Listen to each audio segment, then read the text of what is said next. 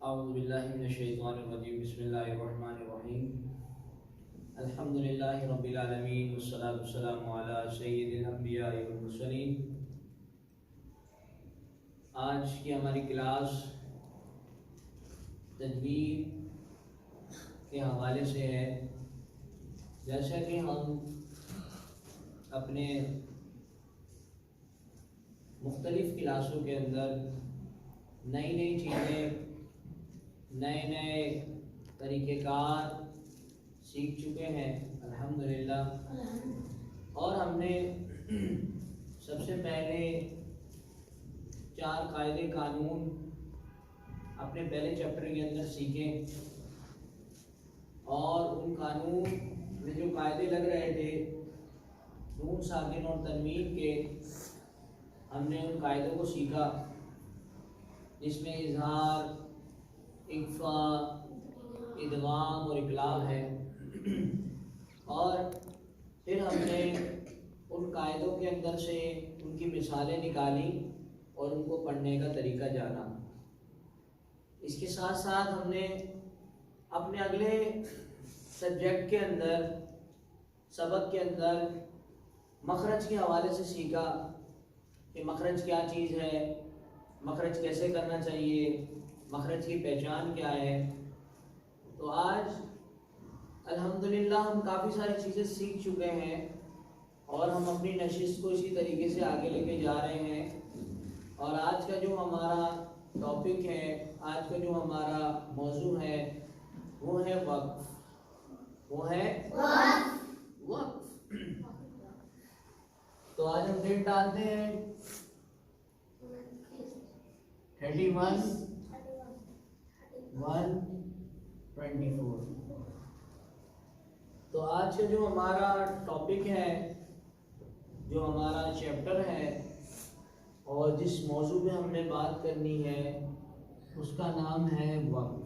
اس کا نام ہے یہ وقف کیا چیز ہے، وقف کے کیا معنی ہیں، وقف کیوں کرتے ہیں، وقف کی پہچان کیا ہے، یہ وقف کیا ہے۔ وقف کے معنی ہیں ٹھہرنا۔ وقف کے معنی ہیں وقف کے معنی ہیں ٹھہرنا۔ اب اس ٹھہرنے کے بھی انداز ہیں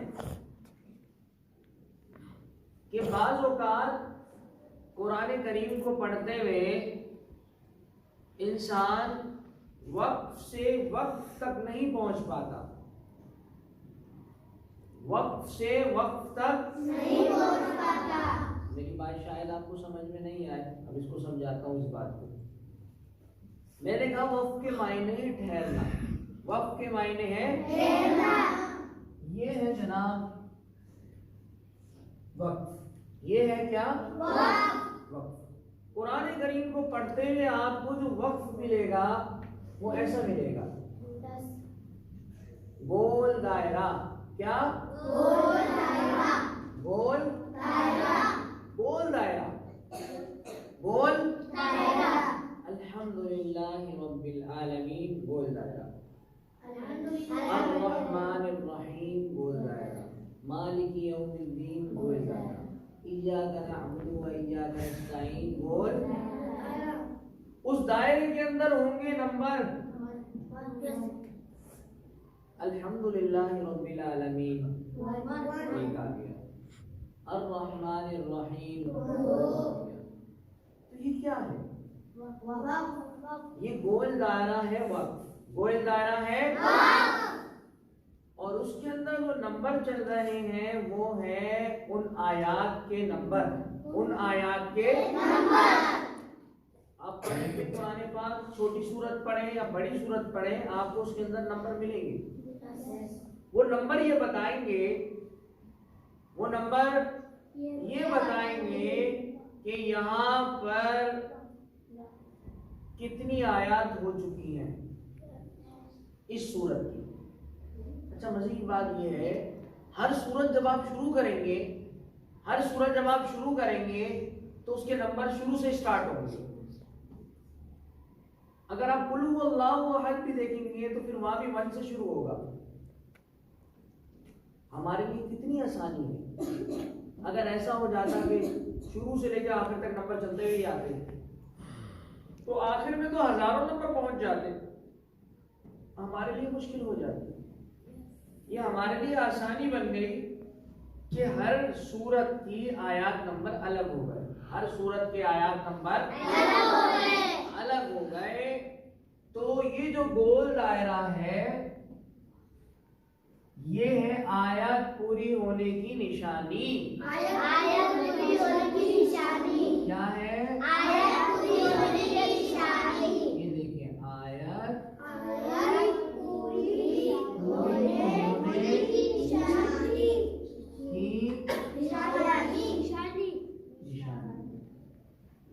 آیت پوری ہونے کی نشانی. لیکن اس گول دائرے کا نام کیا ہے؟ اس کا نام ہے اور اس علامت کا نام کیا ہے؟ اس علامت کا نام ہے نہیں، اس علامت کا نام ہے وقف تام. وقف تام وقف تام. یہ وقف تام کی علامت ہے. اور یہ جہاں آ جائے،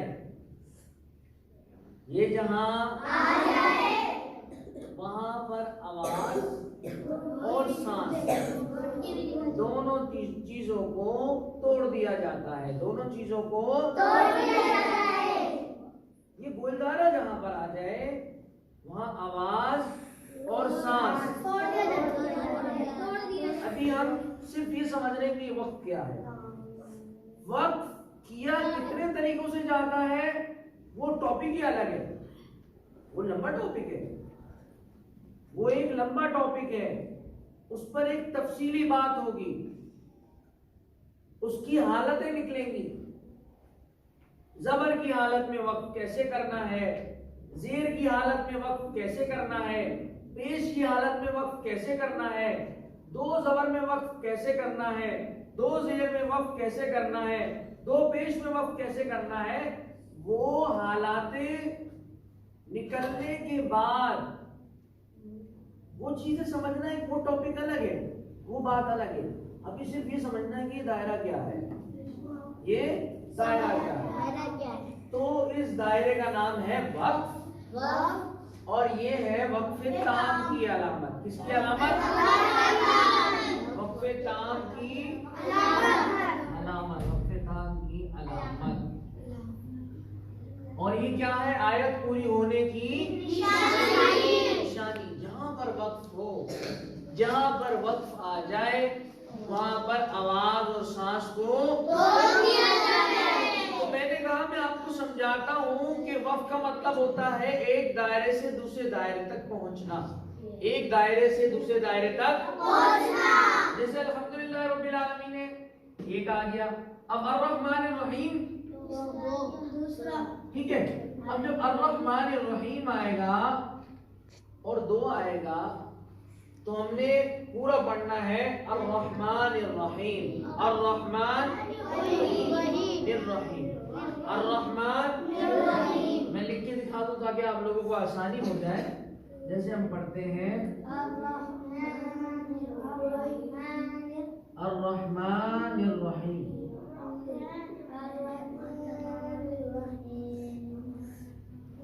ٹھیک ہے. ایسے پڑھتے ہیں الرحمن الرحیم. اصل میں کیا ہے؟ الرحمن الرحیم. لکھا ہوا کیا ہے؟ الرحمن الرحیم.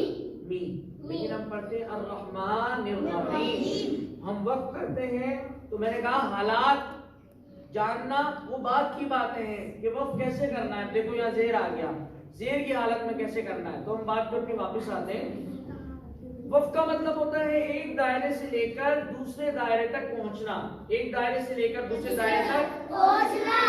اب اگر وقف ایسا آ جاتا ہے کہ آپ کو وقف آیت شروع ہوئی اور وہ ختم ہو رہی ہے یہاں جا کر اتنی لمبی.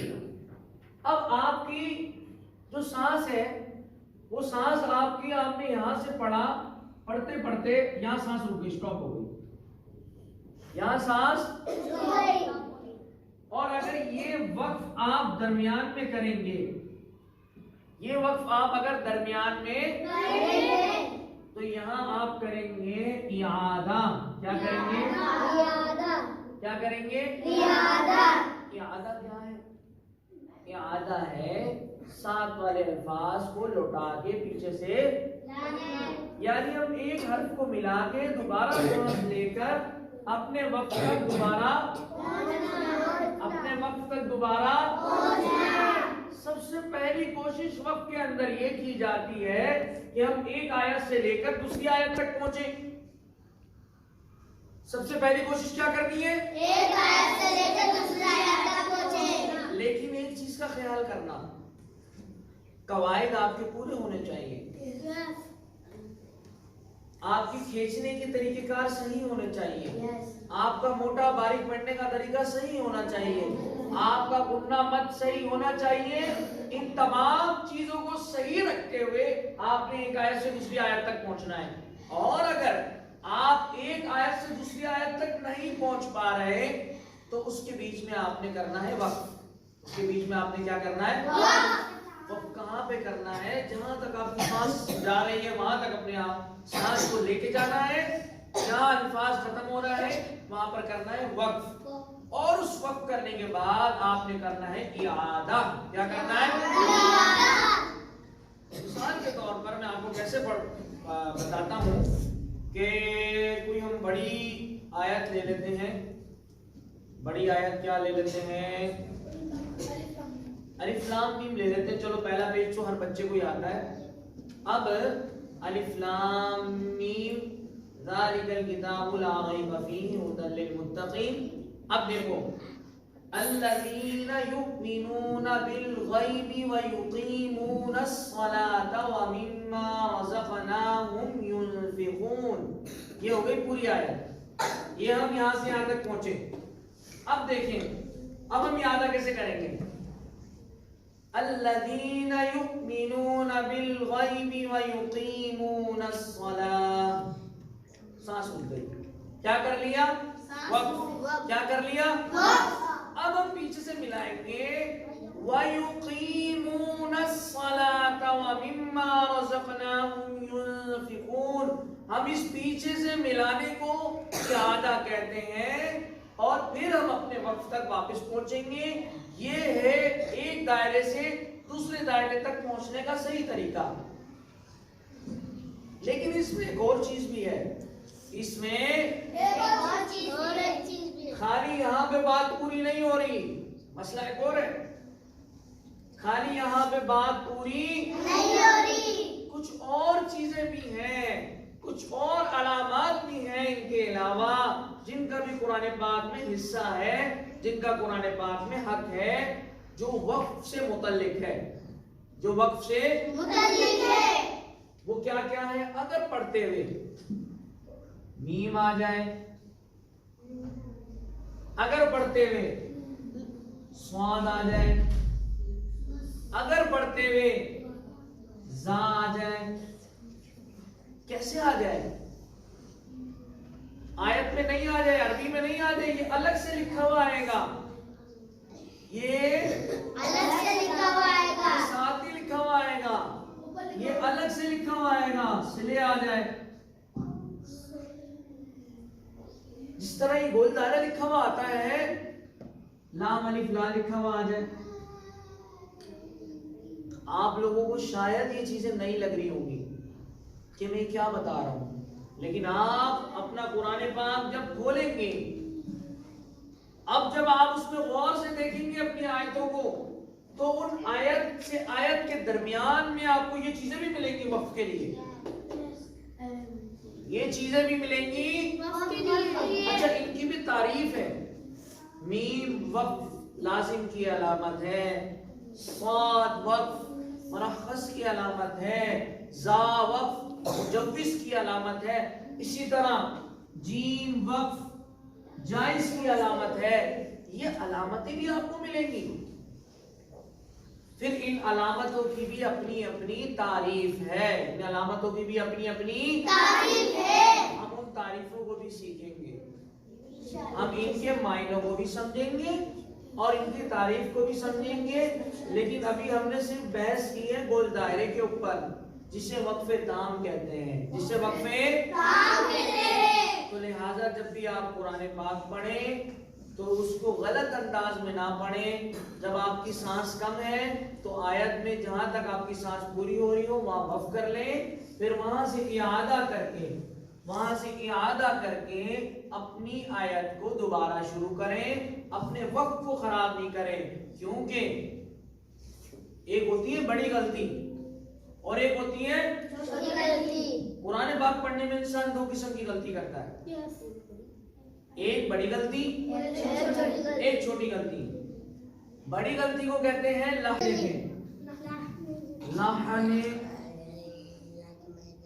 جلی، لحن جلی، اور دوسری ہوتی ہے چھوٹی غلطی، اس کو کہتے ہیں لحن خفی۔ کیا کہتے ہیں؟ لحن خفی۔